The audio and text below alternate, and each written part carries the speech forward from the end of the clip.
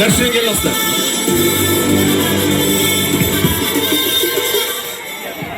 వచ్చేస్తున్నారండి. మంచితనానికి మానవత్వానికి మూర్తి భవించిన వ్యక్తి సాయి.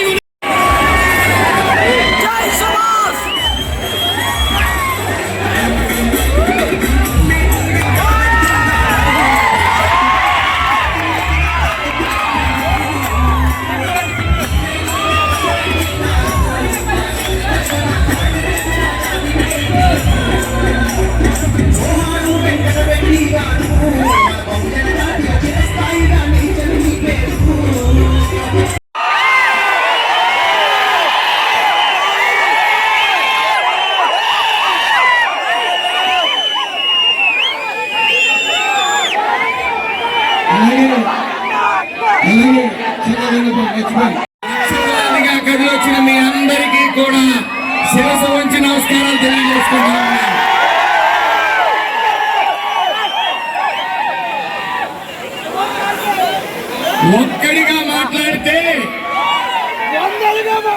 ఒక్కడిగా మాట్లాడితే ఇది శబ్దం అవుతుంది. అందరూ కలిపి మాట్లాడితే అది గర్జన అవుతుంది.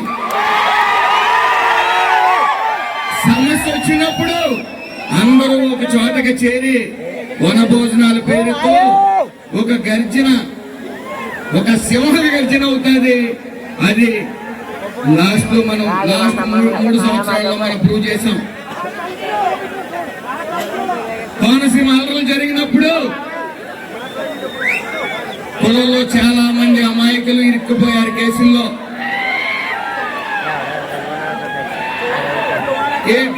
పెద్దలని చెప్పుకునే కొంతమంది విహారయాత్రలకు వెళ్ళి ఎంజాయ్ చేశారు. పొలం మాకు బాసిటిగా నిలవండి కానీ మీ అందరి వద్దకి వస్తే లక్షలాదిగా తరలి వచ్చారు. అవునా కాదా? ఆ